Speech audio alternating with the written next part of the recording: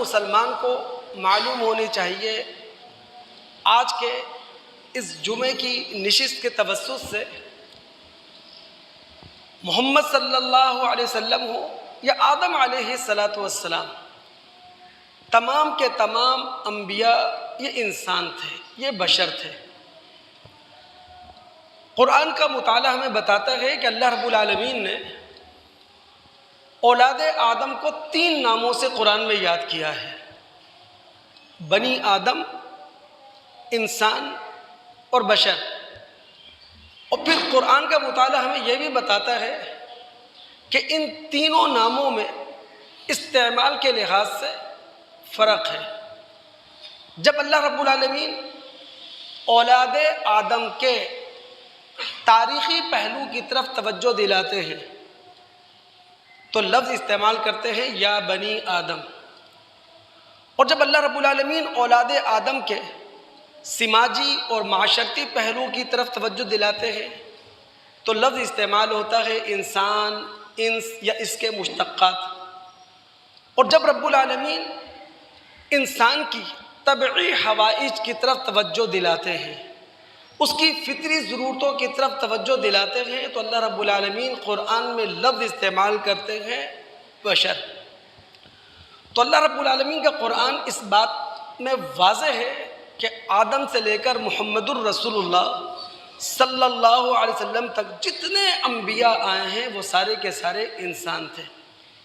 ان میں سے کوئی بھی نہ خدا تھا، نہ خدا کا اوتار تھا، نہ کوئی دیوتا تھا، نہ ان میں سے کوئی فرشتہ تھا۔ اگر آپ سورہ بنی اسرائیل مکی صورت ہے، مکہ کے دور آخر میں نازل ہوئی ہے، اس کی آیات 93 تا 95 کا مطالعہ کریں تو ان آیات میں قریش مکہ، سرداران مکہ کا وہ مطالبہ جو انہوں نے نبی علیہ السلام سے کیا وہ ذکر کیا ہے اللہ تعالیٰ نے۔ انہوں نے نبی علیہ السلام سے کہا کہ اگر واقعتاً آپ خدا کے نمائندے ہیں، خدا کی طرف سے ترجمان ہیں، خدا نے آپ کو انسانوں کے اندر سفیر کی حیثیت سے بھیجا ہے تو پھر ہمارے گھر سونے کے بنا دیں، دریا رواں کر دیں، چشمے پھاڑ دیں، آسمان سے آپ اس کے ٹکڑے گرا دیں، انگور اور کھجور کے باغات ہمارے سامنے پیدا ہو جائیں، اللہ کو اور فرشتوں کو ہمارے روح در روح حاضر کر دیں، بلکہ ہم یہ چاہتے ہیں اے محمد صلی اللہ علیہ وسلم آپ ہماری آنکھوں کے سامنے آسمان پر چڑھیں اور وہاں سے کوئی نوشتہ لے کر ہماری آنکھوں کے سامنے زمین پر اتر جائیں۔ یہ سارے ان کے مطالبات تھے۔ اللہ رب العالمین نے قریش مکہ کے تمام مطالبات کا جو جواب دلوایا اللہ کے رسول سے، اس کے الفاظ ہیں قل سبحان ربی هل كنت الا بشرا رسولا، اے نبی آپ کہہ دیجئے میرا پروردگار ہر نقص سے، ہر عیب سے پاک ہے، میں تو اللہ رب العالمین کی طرف سے ایک فرستادہ ہوں، ایک انسان ہوں، اس سے زیادہ کچھ بھی نہیں ہوں۔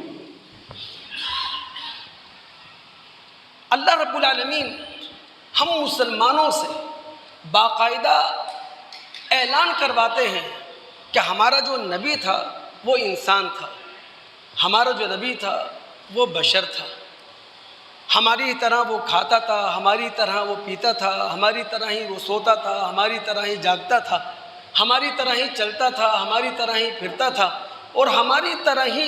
ایک عورت کی کوکھ سے وہ پیدا ہوا اور ہماری طرح ہی اس دنیا سے وہ رخصت ہو گیا۔ ہم سب مسلمان نمازیں پڑھتے ہیں ماشاءاللہ،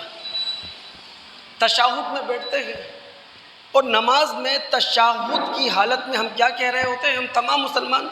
اشہد ان لا الہ الا اللہ و اشہد ان محمدن عبدہ و رسولہ، کہ میں اس بات کی گواہی دیتا ہوں کہ اللہ کے سوا کوئی معبود نہیں، اور میں اس بات کی گواہی دیتا ہوں کہ محمد صلی اللہ علیہ وسلم اللہ کے بندے ہیں اور محمد صلی اللہ علیہ وسلم اللہ تعالیٰ کے رسول ہیں۔ اب ہوتا یہ ہے کہ جب کوئی امت، کوئی ملت دور زوال میں آ جاتی ہے تو دور زوال میں اب بحث شروع ہوتی ہے کہ جو نبی ہمارے درمیان آیا تھا وہ بشر تھا، وہ نور تھا، لیکن جب آپ اسلام کے یا کسی بھی مذہب کے دور عروج میں جائیں گے وہاں یہ بحث آپ کو نہیں ملے گی۔ تو یہ ساری بحثیں جو ہمارے درمیان جنم لے گئی ہیں یہ دور زوال کی بحثیں ہیں۔ میں بار بار مسلمانوں کی توجہ دلا رہا ہوں، اس بات کو ملحوظ خاطر رکھیں کہ اس وقت ہم مسلمان معذرت کے ساتھ دور زوال میں ہیں، نہ کہ دور عروج میں۔